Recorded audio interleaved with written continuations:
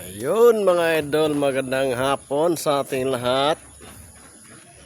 Dito na naman tayo sa update na naman natin yung alaga natin ito mga idol. Kita ko sa inyo mga idol yung mga maliliit natin, malalaki na.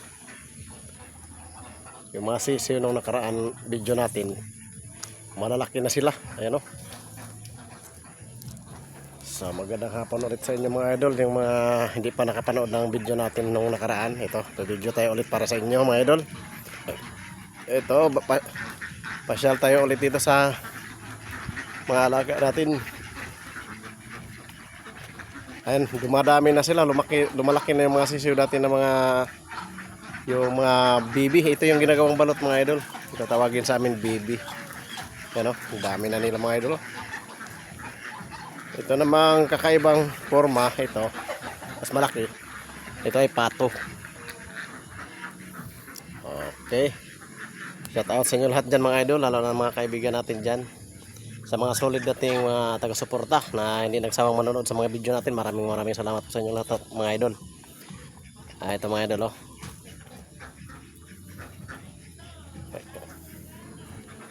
pakita ko sa inyo yung may mga itlog to siya mga idol. Ayun, maraming itlog to. Ayun, papalit lang ng tubig ng anak ko kanina. Ngayon marumi na naman. Ito mga idol, mga itlog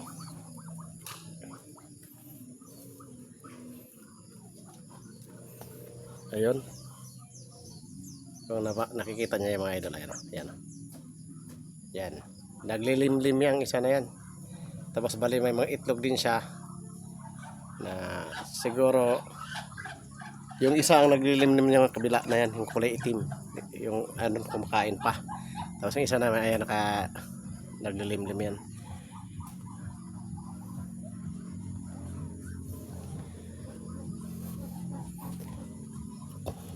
Nung nakaraan nga mga idol, may nahuli kami dito ng ano. Ayun, may naglilimlim pa isa doon Ayun Ayun.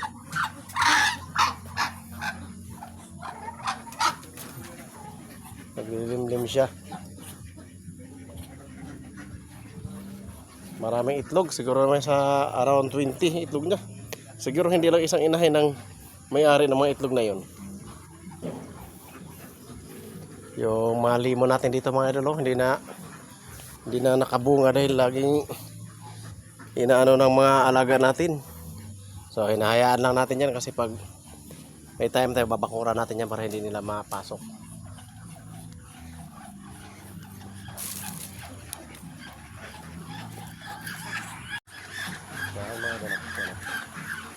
Yan.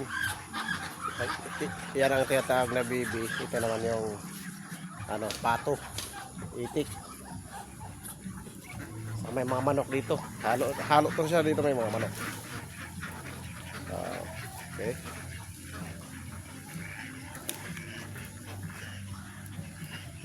Mamaya pakainin na yan. Huwag kinakain yan, mag-ipon-ipon niya sila lahat, sama-sama yan sila lahat.